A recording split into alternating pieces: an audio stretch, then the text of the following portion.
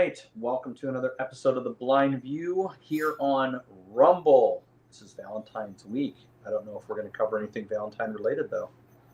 Here's your host, Miss Rebecca Meadows. Hello, ladies and gentlemen. Thank you for joining us this evening for another exciting episode of The Blind View, shot right here on Becca's World on Rumble. I am your host, Rebecca S. Meadows, and my co-hosts, Anya, Brandon, and Paul are joining me. How is everybody tonight? Hi, everyone. Hope everyone is having a great week, great Wednesday. As Gina pointed out, great Valentine's week. So hope everybody has some love to share. Oh, I do. I'm doing well. Hello, everybody. I forgot about that. I should have made my topic a Valentine's Day topic. Well, you can kind of tailor it to dining, can't you? Yeah, you could, but okay. Who knows? So at the top of the show, our opening topic is the ongoing search for Nancy Guthrie. Yeah. This morning when I woke up, I heard that they had a suspect in custody, and I got my hopes up. But I've since heard that they released that suspect after investigation. Really? Yes, and then later in the day, I heard that, they found a clue.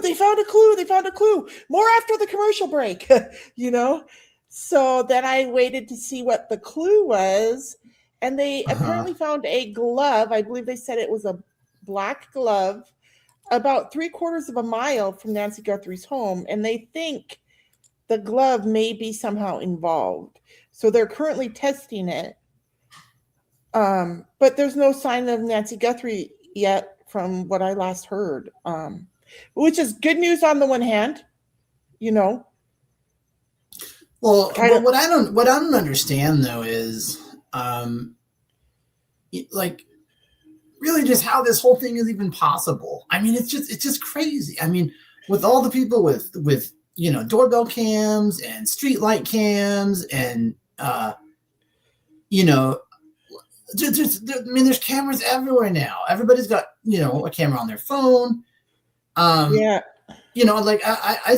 It's hard to maintain privacy in this society now. I mean, if you really think about it, I mean, there's license plate readers.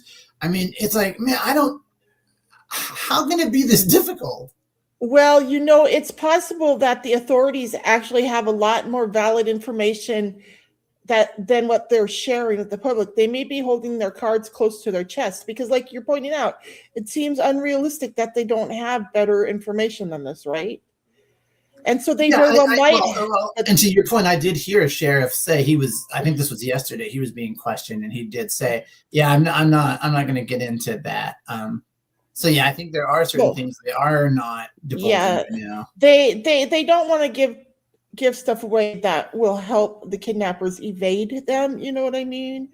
Or anything like that, right? So I think they're being sensible. Well, yeah, but didn't you hear earlier though that the abductee needs certain medication? That's what concerns me. It's like, man, I mean, because it's been dragging on for a while now, right? Yeah, 4, 5, 6 days now. No, but Brandon, I heard the other day, like they were talking about because they could tell from Mrs. Guthrie's own security cameras and stuff like that, like what time the intruder entered and when he left. And they said he was in the house for something like 41 minutes or something like that. And they think he may have been in there so long because he was actually rounding up medication and crap for her before he left with her. That's what I had heard. That's so bizarre. And, maybe they do hold some information that they don't want public to know just yet. But on the other hand, I'm also thinking that, with the current FBI, even though it's Trump's administration, but still, they have so many incompetent people that I wouldn't trust them to find their ass with both hands, Yeah. I mean... Think about that shooting that happened in a university a while back when they killed this young Republican leader there. What university? Or something? Yeah, it took them so long together to interview people. They were so slow on everything. So it was totally, they butchered it. Like, Now, are you talking about, you're not talking about the young man that was murdered, are you? No, there was a university shooting. What? Somebody should remember that one. When somebody ran into the classroom, they were studying for the final exam or some, and they shot. Which university was that? Hey, that reminds me, did you guys hear about the shooting up in Canada today? Yeah, I did. Another trans craze. Yep, another transgender Mhm. lost it and opened up fire. Yeah. Yeah, on heavy SSRIs, I heard, and yeah, totally messed up. Anya, kudos to you. What does SSRI I would give you a stand hug for? right now if I could for bringing that up. Almost nobody brings that up. Yeah, I'm surprised you brought that up. Almost nobody brings that up. It's wrong. What are SSRIs? I can't remember this. You can ask Alexa what SSRI stand for, but this is wait. Before you ask, I think it stands for selective serotonin reuptake inhibitors. Yeah, that's what it is. Alexa, what does SSRI stand for? I found one thing that SSRI can stand for: selective serotonin reuptake inhibitor, or serotonin Good job, Brandon. Yeah, so basically it messes with your head, and these drugs I'm super against them actually, because nobody has studied them well enough. It's kind of, poking a bear and see what happens, like, and a lot of people are taking these drugs, and there's so many side effects, and you never know what's going to happen to you. A lot of people develop different violent tendency. On top of that, put a layer of cross hormones, and that's a good cocktail for you. Now, are these SSRI drugs? These have nothing to do with the weight loss drugs, though, right? Well, they actually help you. They cause you, I'd say, gain weight, but that's kind of a side. Yeah. But I mean, right? But there is a connection, and there has been a connection made. I mean, this goes back all the way into the 1990s and early 2000s. Certainly, all the way back to Columbine. If you look at people that commit these kind of crimes, they almost invariably have either currently been on or were on in the past SSRIs. I'm not saying that those are entirely but it's just a weird connection that I don't hear very many people talk about.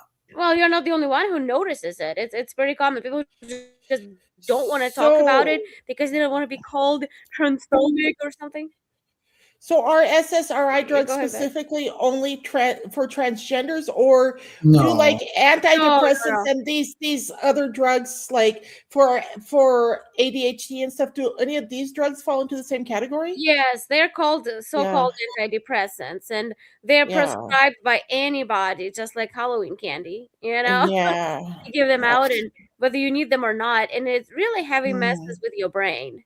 And I don't understand why people even bother taking them. They want some kind of immediate relief, which again is not even guaranteed. Some people say, yeah, I start feeling better, but in the long run, it causes many problems. And there is a whole school of thought on that. Oh my gosh, when I was 12 years old, I woke up from that coma. They had me on so many drugs for like 8 years. They had me on several pills in the morning, several pills at night. I even had midday pills that I took. And this went on for 8 years. And then when I was 20 years old and they locked me under the guardianship, I weaned myself off of all of that shit and never took it ever again. And so you didn't find it helpful? No, I did not find it helpful. In fact, what like the like I was dealing with a lot, and instead of being able to actually deal with the feelings I was having, the medications were forcing me to keep them bottled up inside, and I was feeling anxious and out of control. And I honestly was at two different points when I was a teenager. I was stockpiling my medication, planning on overdosing on it because I was so suicidal on all those medications. And then after I had myself off them a while, because I wasn't taking them, I was putting them in a secret spot, right? And then because I wasn't taking them for a while and it was out of my bloodstream, then the suicidal thoughts went away. So I just flushed them all down the toilet. But that was when I was a teenager, and those doctors and my parents and those lawyers were making me take all those stupid drugs. Yeah, they prescribe them all the time, like to anybody. If you come with a minor problem, you had a bad grade, you put a fight with a friend and you feel sad. They're okay, honey, have a pill. No. Well, see, but I think I might have said, on the show in times past, almost certainly I have, but I'm just going to reiterate here. I really was asking Becca that question though, because I am the kind of person that I prefer more natural medicine. So like I'm probably one of the few people who do not have this resistance to common drugs because I don't pop a lot of pills of any kind.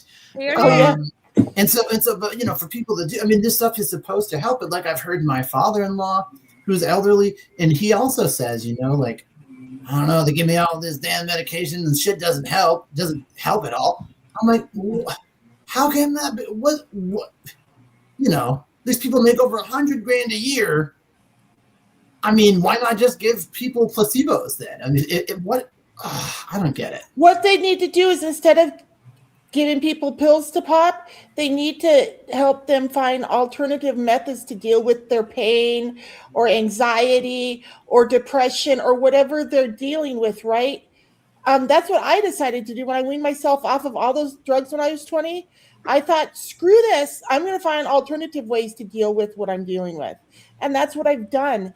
And there's so many alternative ways, to deal with shit.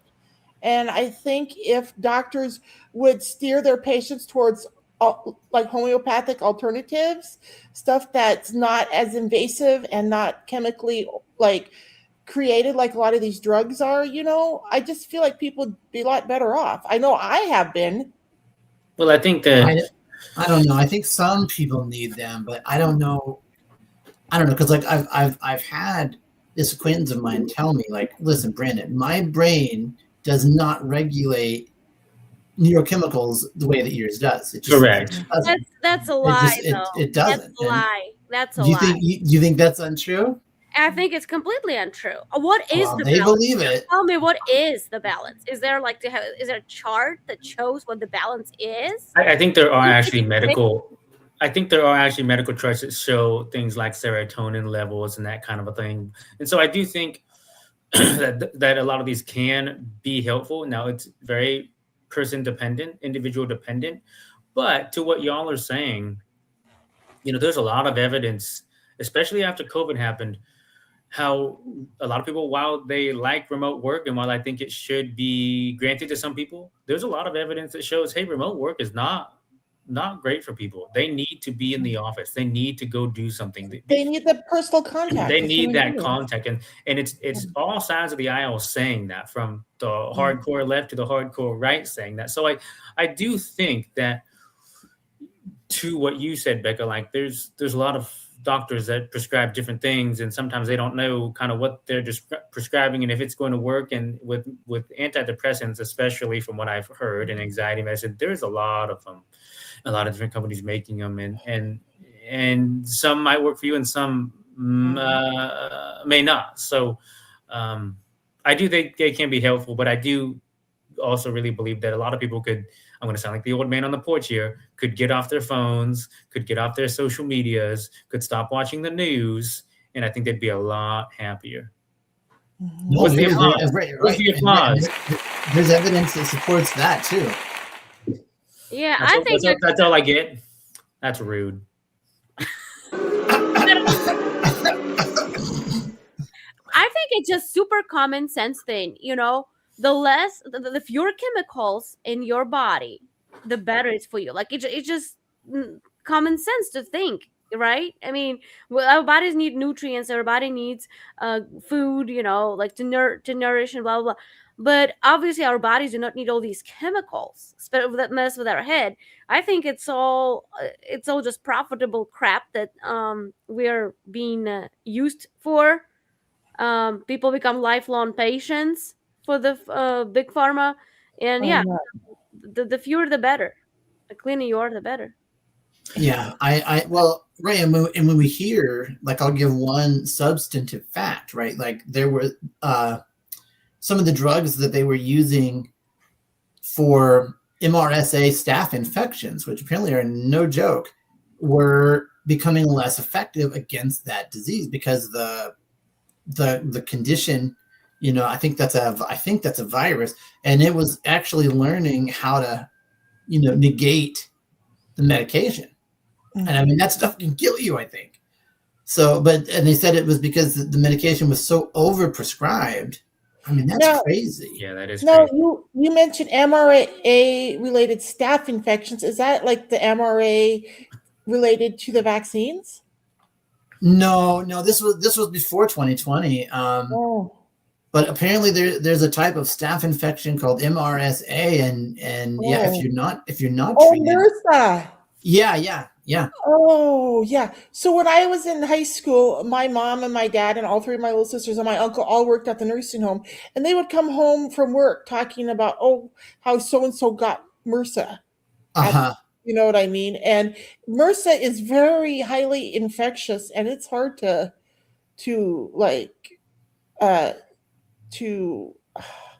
get under control if it, you know what I mean?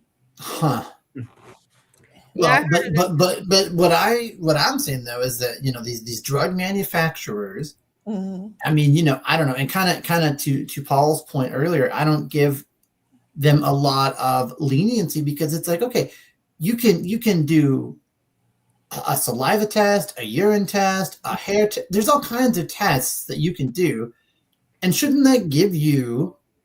Which I guess the answer is no. They would say no. But it seems like to me, if you do 2 or more tests, why can't you people be more reasonably certain, given all the money that you make and all the research that you claim is ongoing, how this would likely affect me? And I will say that there was a doctor a few years ago. This was many years ago, and I'm not going to out this doctor, but there was a doctor that a lot of people are aware of, who I do think offers generally good advice. But someone asked him, "Hey, do pharmacies make any money from y'all?" And this particular doctor said, "No, we don't get any money for prescribing medicine." Well, it came out many years later that a couple years after he said that, that he was getting paid to promote a specific drug. So, not good. Oh, they not do. Good. They were doing the same thing with the COVID, so-called COVID vaccine. The doctors get kickbacks for promoting them. What's really bad is when a person becomes very ill or even dies because their doctor neglects to prescribe something that they need because the doctor is more interested in prescribing the stuff that they're being paid to promote. That can happen too. Yeah. But I'm not anti-doctor. I'm not anti these medicines. I just think a lot of times I don't know if a lot of times they're always necessary. And I'm not saying to anyone who takes, say, antidepressants or anything that there's anything wrong with you or anything wrong with that. But I think a lot of times we could afford to build the relationships in our lives. We could afford to find hobbies. We could afford to take more walks. We could afford to probably sleep more. And join a church, join a church, join a club, join a. And I think that would help a lot. Get off TikTok. Stop watching TikTok. Yeah. Stop watching. I'm not anti-TikTok, but you get the idea. Get off the social media. Get off the social media. A lot better. So. Yeah, but the doctors also, I mean, again, I'm not defending doctors and I'm not against them per se. I'm just thinking that they're dishonest a lot of times. But they also, their hands are tight in terms of what they can prescribe. If they want to prescribe a certain drug, but your insurance does not cover it. So they have to come up with an alternative. That can happen too. You pay for your. Yeah, but like in the case of ivermectin, that wasn't very expensive. Most people would have been able to afford. But there was a whole different story with that. Yeah, they just it was political, and then it was too cheap of a drug to be selling it like that. They need to come up with something more expensive. Yeah, they wanted something they could make money on. Yeah. So, and I just want to basically say that, like you have to basically beg you, can I please use this drug? No, they decide for you. It's not about health. All right, well, talk to you guys after these messages. Ladies and gentlemen, hi, it's me, your favorite author, Rebecca S. Meadows, here with another message. You know, you can go up to Amazon and search Rebecca Meadows author to get your hands on each of my books. And each book is available in Kindle, digital download, Amazon print on demand, or on Audible. So enjoy, and please send me an email at beccameadows76@gmail.com and let me know what you thought of my book, okay? Oh, and please go up and write a review for me too. Thank you. Peace out. And we're back. Yeah. We are. Okay. Who'd like to go next? Yeah, who'd like to go next? Well, Anya, why don't you go ahead?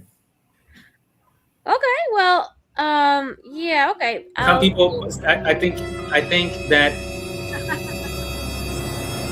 it'd be a perfect segue because you want to talk about scams and spam, and some people think that the doctor's medicines are scams. Some people think that. So I think go ahead. Well, in a way, it is. Well, interesting. What brought me to this topic is because we got scammed. Ooh. So, I'm sorry. well, not scam. What kind of scam? Yeah, because our card was compromised. Our credit card was compromised, and somebody in Arizona. Which one of you in Arizona took our card? No, you can't blame me, I guess, can you? You three. You can't blame me because I've had the same thing. Last year, I think I had to get like 4 new cards. I think my crap's out on the golf course somewhere. It's like, Yeah. Also, somebody in Arizona somehow got a hold of our card and was trying to use it online. But how do you know that? Let's start there. How do you know that? Because my husband got notifications from American Express saying that some of the transactions were declined, and one of them was approved. So it says like call this number or the number on the back of your card. So we thought since it says on the back of your card, it wouldn't be a scam. They won't be providing real number. If they would come us further. And then we called and we figured out that somebody got a hold of our information, and of course we're not responsible for those charges. Yeah, so but it does happen more than you know. That's why I say to my husband, you're so lenient sometimes, like you're so lazy when we see some transaction like from Amazon and we cannot remember what it was, and like, oh, it was us. Like, no, let's go back. Let's find what it was to make. Wait a second. Hang on a second. I know the topic is scams. You tell your husband you're so late. You tell him that? Oh, hell yeah, I do. Wow. Because he's the one who does all that work. He goes into the account and then he has to find that, the matching amount, what we paid or whatever. But interestingly enough, that very day after we discovered this fraud and closed down the card and everything, so I was scrolling YouTube and I found one documentary. And of course, you guys all know that the scammers are everywhere, and specifically in Asia, like Philippines. Oh, who's that? Sorry, I think they do mean harm, though. These people. Rebecca's getting a scam call. I don't know. I just sent it to voicemail because we're doing each other. No, but the next lyric in that song was "never meaning no harm." No, I think these people do mean harm.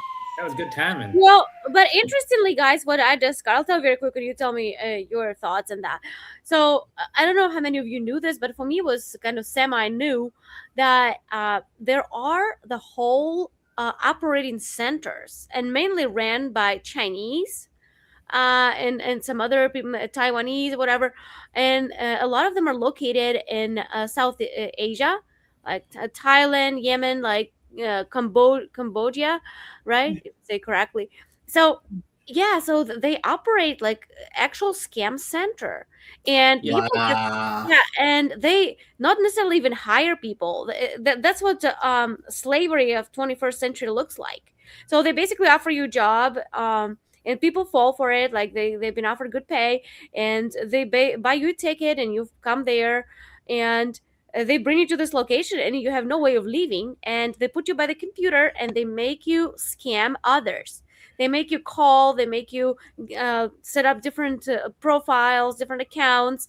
If you're a man, they make you talk to women. Of course, AI is heavily involved. They make voices, they make imagery, like, make it sound look very legit, and they make billions of dollars. I heard of this.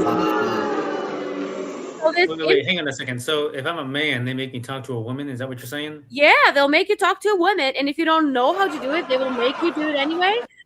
You'll have like a Chinese guy who would come and sit with you and get the chat started, and you have to continue. And it is in your best interest to figure out how to get money out of that person, because if you don't, you get beat up. Or oh, jeez. Yeah, so that is not to say that every scammer out there is forced to be a scammer. I'm not arguing that at all. There are plenty of volunteers, but that does exist, that people are brought into this. And if you want to get out of it, you can find a lot of money, like $100,000 or something. For those poor Asian countries, it's tons of money, even for here. But anyway, so if your relatives can pay, they can buy you out of there. And you can get out. If you don't, like, you're there for life practically. People work for years and years there, so it's pretty scary.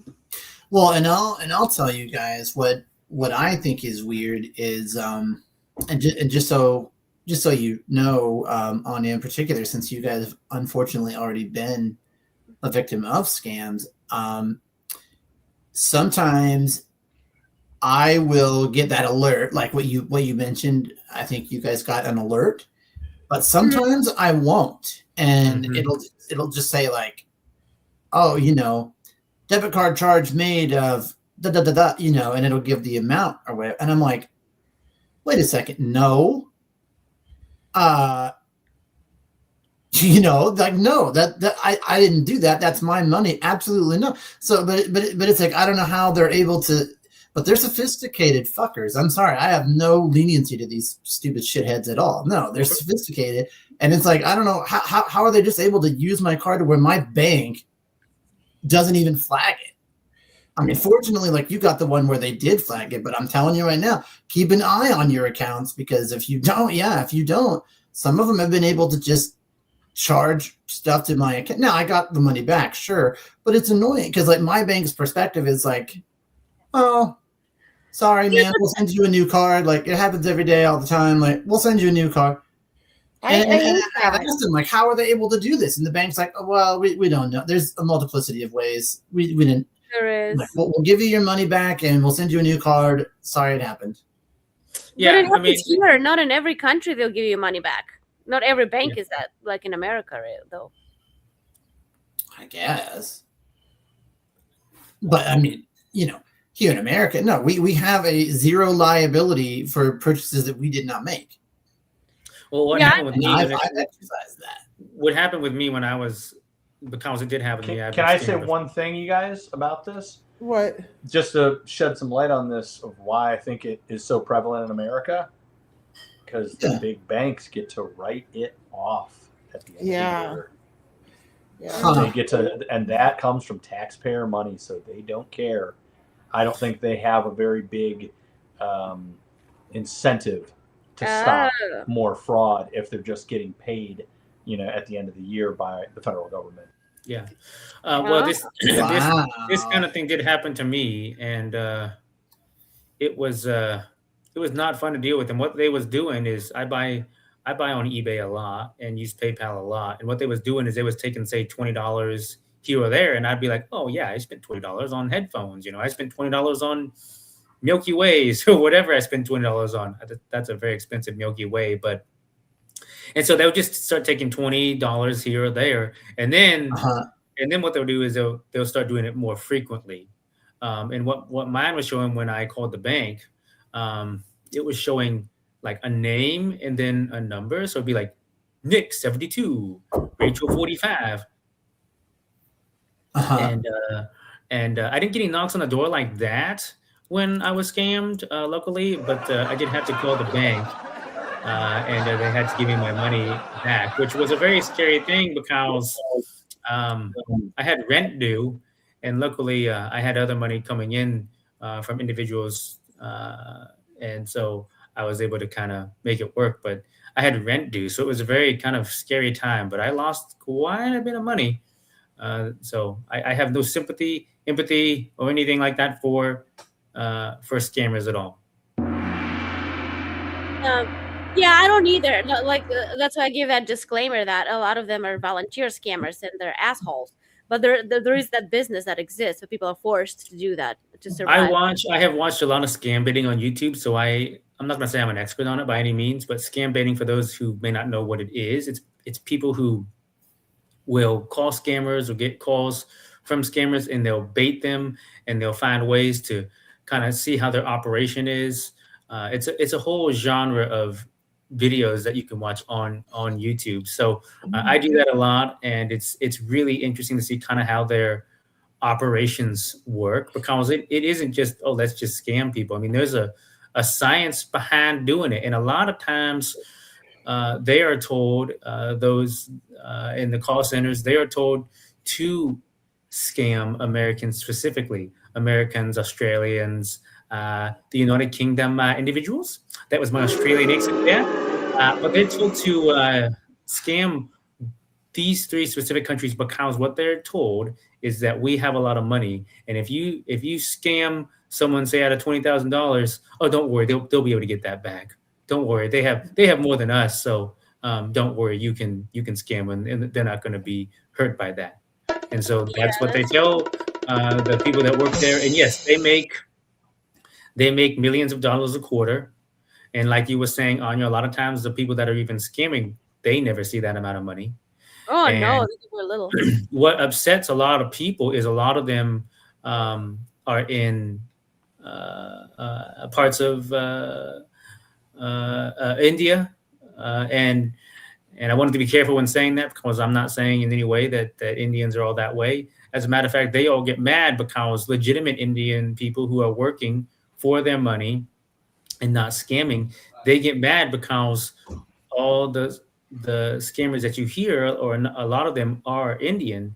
And so a lot of hardworking Indians get very upset because they go, well, the Americans or the British people, they all think we're all scams.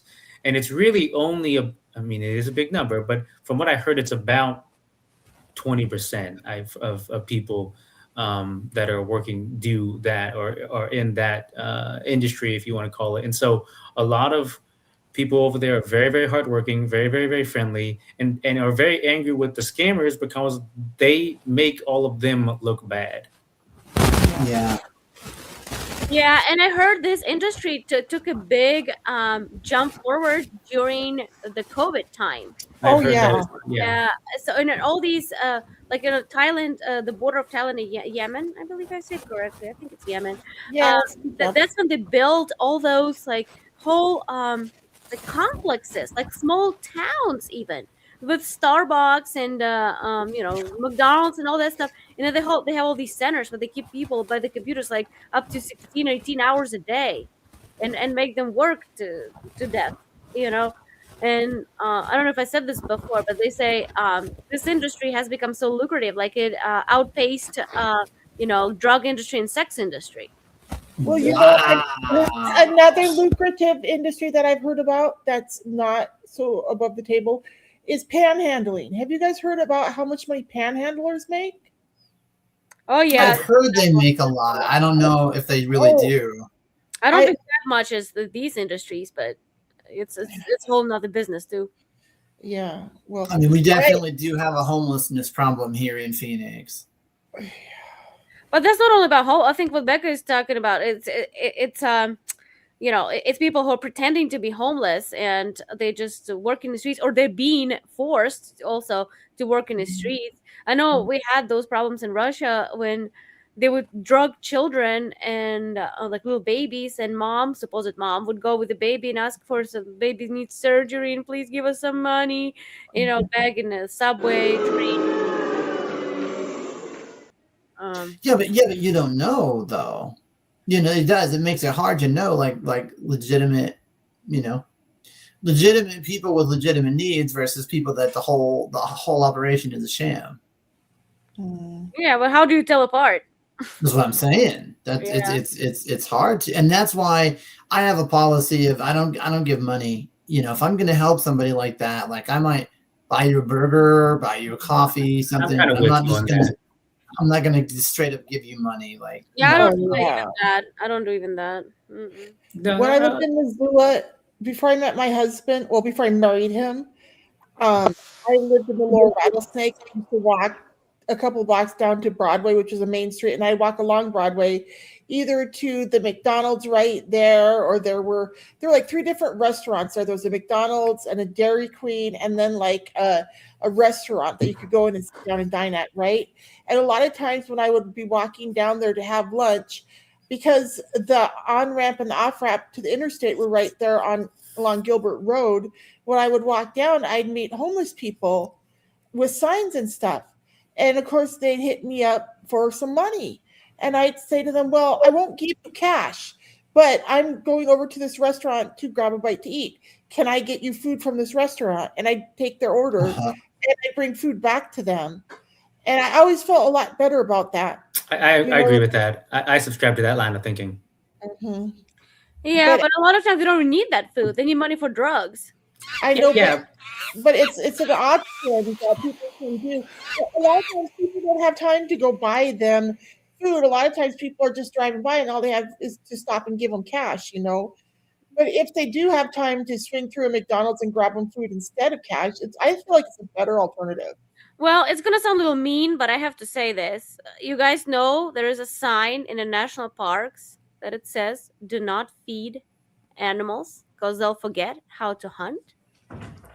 Yeah. Homeless people are not animals. Yeah. Oh, of course we are. Who are we? Plants? Well, yeah, but homeless people are not savages who are not savages who hunt. Homeless people are just like you're taking it literally from there was to the animal, of course, but this is like, you know, if you don't fend for yourself, I mean, don't expect people to feed you all the time. If you go ahead. Some of them may not have the mental capabilities to be able to know how to do that, though. Well, that's why they shouldn't be in the street, should they?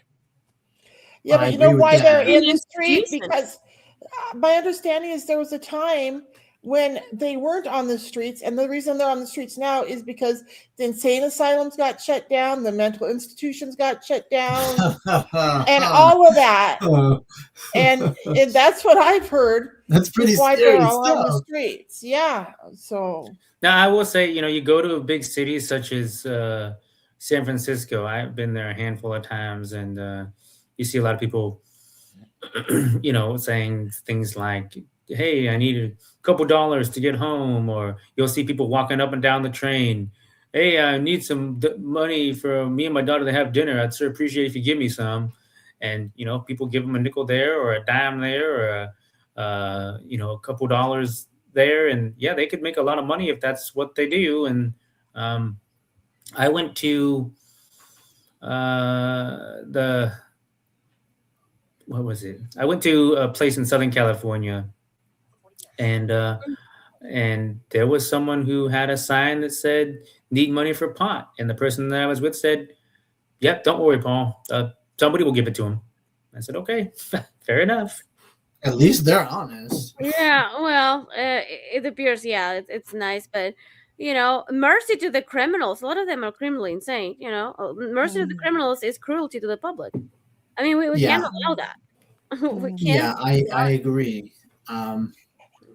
Yeah, and it's the public that pays for the law enforcement, pays for all the social services. Yeah, we should not be allowing, like, the United States of America, like, that's what President Trump often said, you know, he always says that we are the best country in the world. And when we had Capitol and freaking full of tents, like homeless tents in Washington, D.C., what kind of freaking look is that?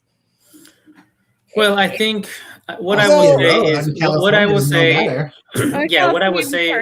as someone who lives in California is, you know, there's districts and places who have had opportunities to vote new blood in, if you will, and they've chosen not to do that. So to me, Don't Like talk to me. San Francisco. Don't talk to me about the homeless problem. You don't care about fixing it because if you, as the citizens, did, you'd vote new blood in, and you don't. You vote the same people in every single time who continue to say we want to help the homeless, but nothing ever gets done.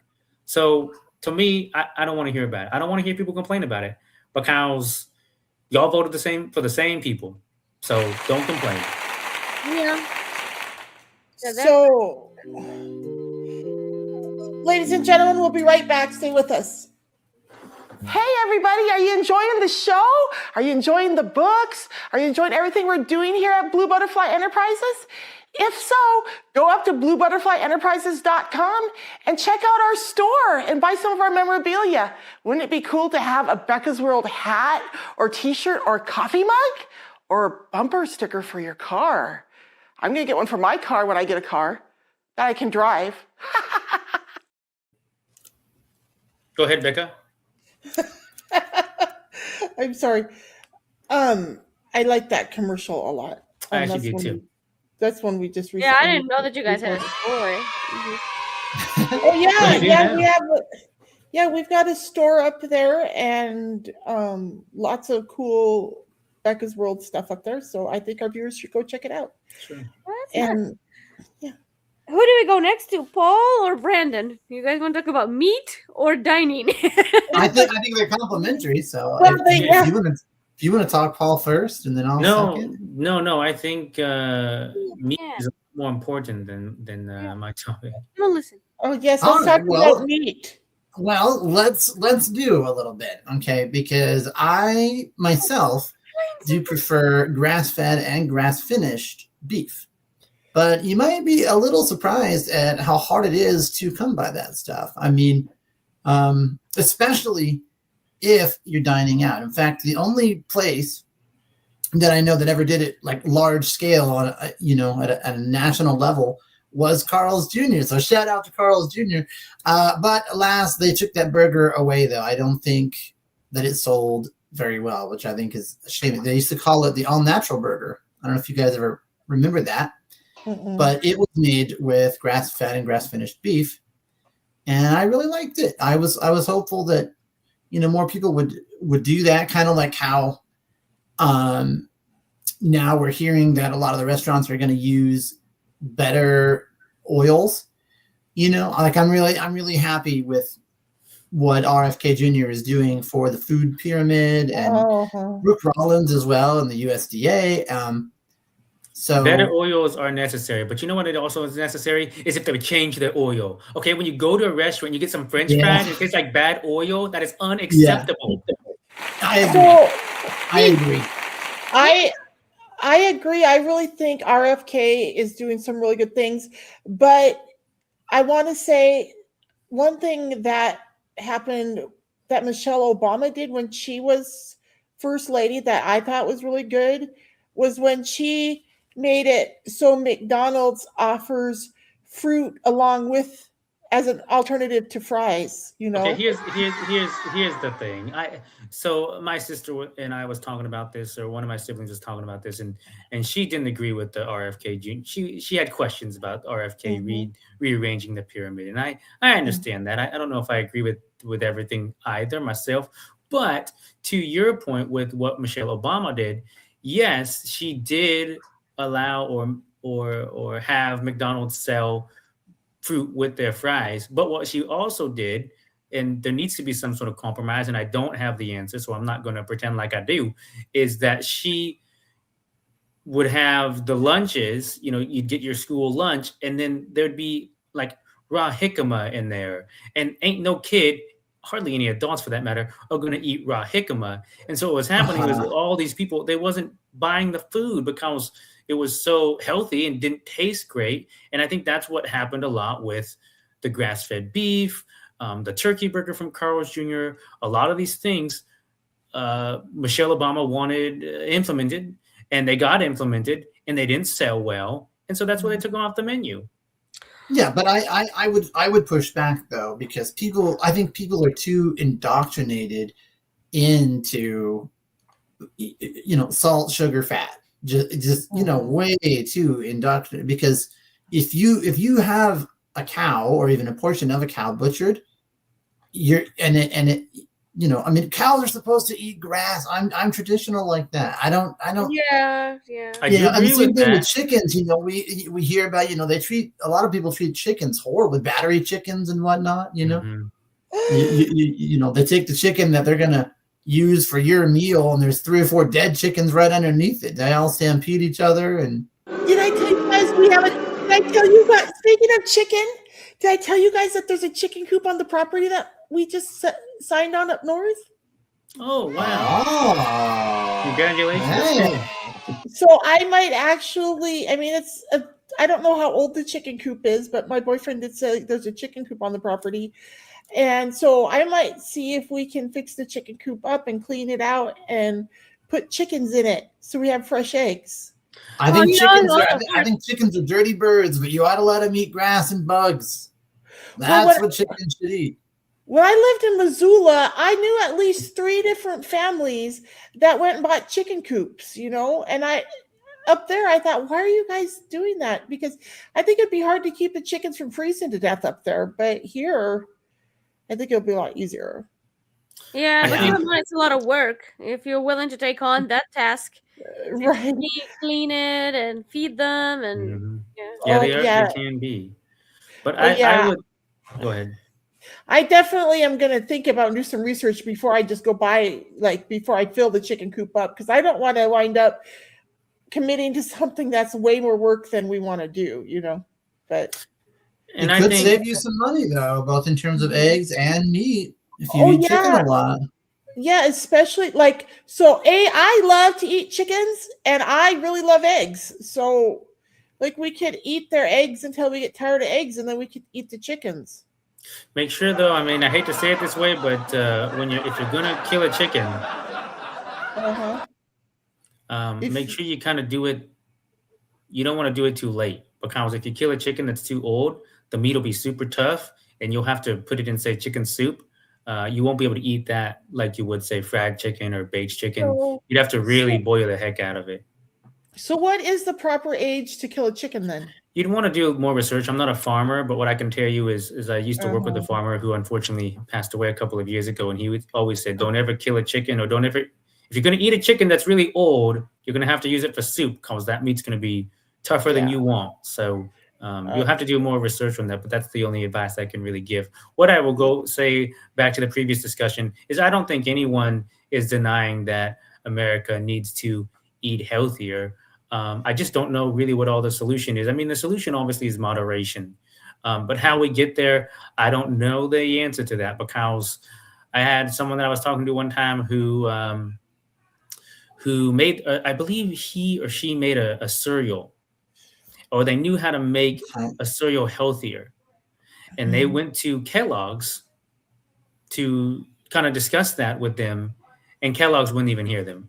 They said, nope, this is how we do it, and this is how we're going to do it. And I actually seen a video recently, and I think the video went viral, but it was talking about the worst food really you can eat, honestly, is breakfast cereal, because of all the chemicals.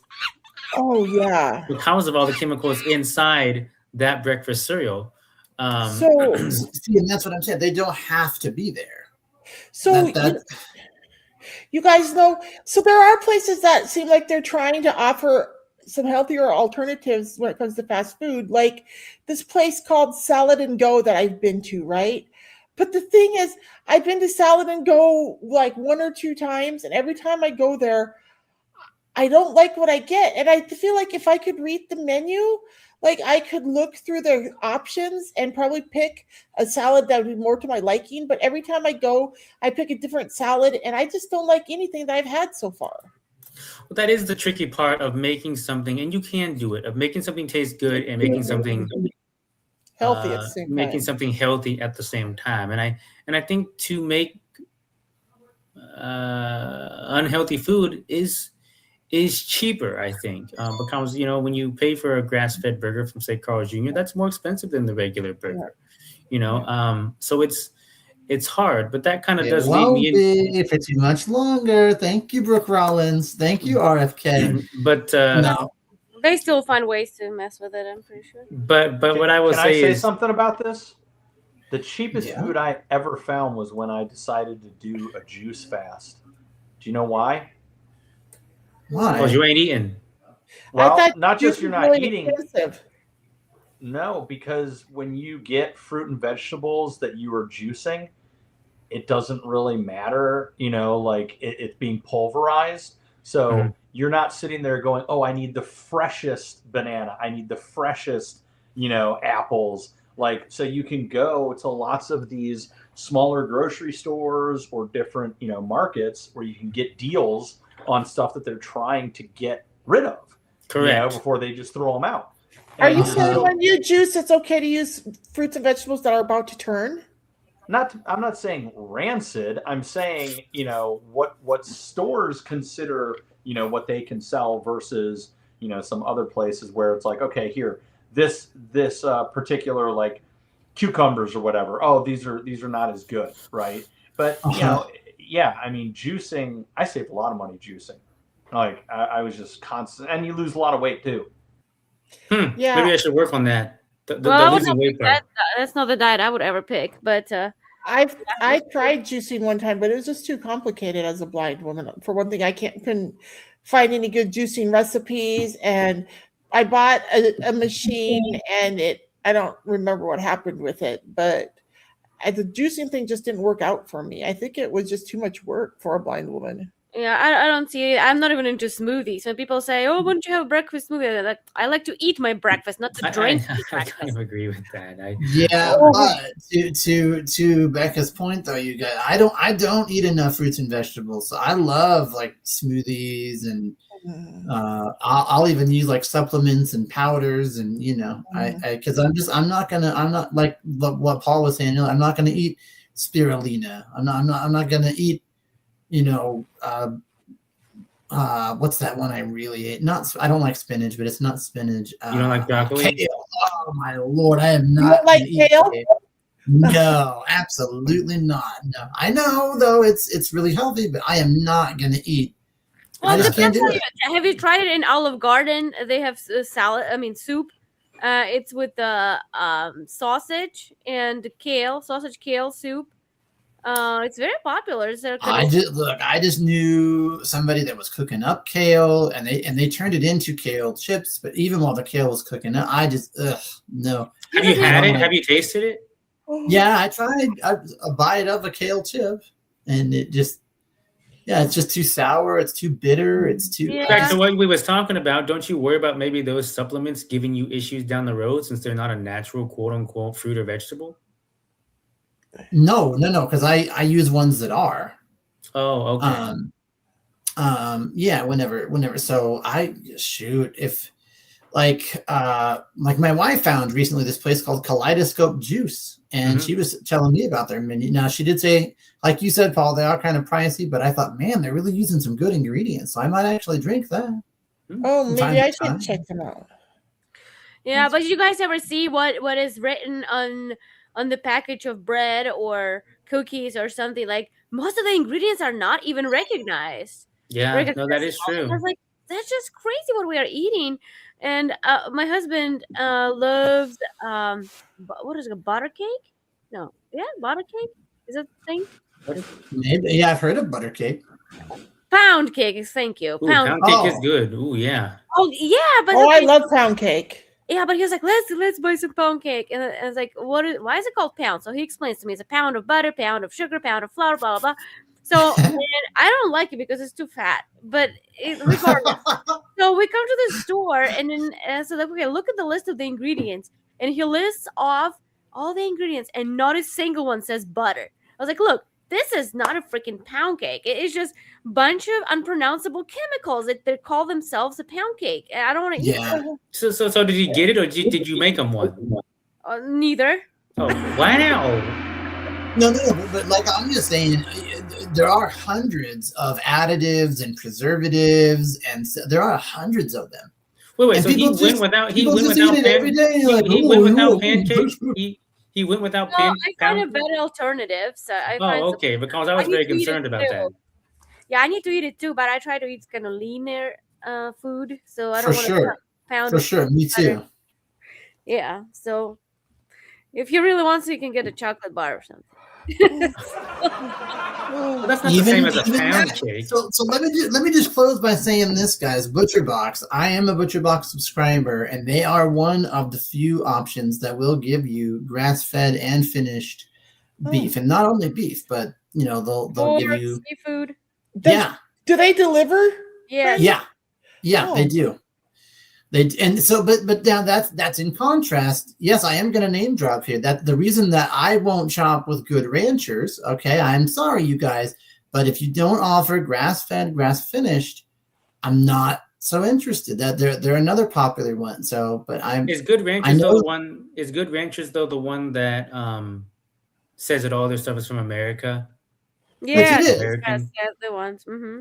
It is, yeah, and I believe that, but it's just I try to eat a certain way, and it's hard to for example, Chomp's beef sticks, they use grass-fed and grass-finished beef, but Slim Jims do not. Okay, yeah, and a lot of other places do not. So yeah, we have subscription to ButcherBox, and we had a couple of orders. I think 2 years ago. And yeah, one time we subscribed, we got a turkey for Thanksgiving for free, supposedly.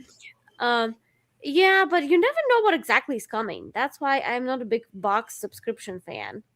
I do because I did a custom one. So because I do want to be able to pick. Yeah, I know what you're saying. If it's a service where you don't exactly know what you're gonna get, yeah, I wouldn't like that either.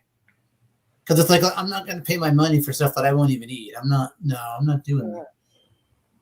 Yeah, but it's a pretty good if people are interested. I would not recommend ButcherBox. I just didn't find it as. And again, if you get to customize, you have to pay extra.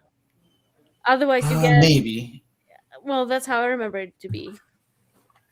I mean, I'll tell you that it cost me about $200 a month, but I would spend that on meat anyway. So it's like if I'm going to spend that anyway, I'd rather get high quality meat. Yeah, but I heard it comes from Australia. I don't know if it's a. It does. It does. Yeah, it's not American. The beef does. Here. The beef itself is not from here, which is some people that matters, some people it doesn't. So. Yeah, I mean, I rather care. I mean, I care for both, like for food being produced here locally, but also care about my health. So yeah, as long as it's nice and healthy, and a lot of people are switching. Like I read lots of comments. We did talk about restaurants before. And I read people talk about like cooking at home. Alexa, stop. Sorry, guys. Well, and that's because eating at restaurants has gotten so expensive. Even just fast food. I mean, never mind like go to a seafood place or a steakhouse. Oh my Lord, that's really expensive. Yeah, it used to be like for two people. Just a few years ago. You used to go like you would have dinner for like $65 or $70, right? Right. For dinner, but now it's like lunch. I mean, yeah. Food is so expensive. Yeah, that's true. Well, sorry, Paul, we didn't get to your dining part. We got ever so close. You see, we was trying to. Well, we can start with that topic on the next show. Yeah, I guess we can, and we'll have to see if anyone dined out on Valentine's Day or if they spent it at their house. We'll see if anyone does anything for that. We'll be home through that. We'll talk about all that on the next show. Yeah. I hope our viewers will make sure they're subscribed so they don't miss a single episode of The Blind View. Absolutely, guys. Absolutely. So we'll have all of that and more to talk about next week. Yep.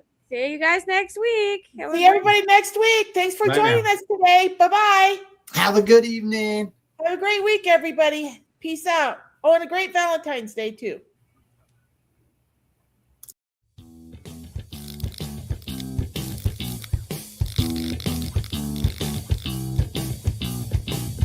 Thank you for watching Becca's World. Please like, share, and subscribe to my channel.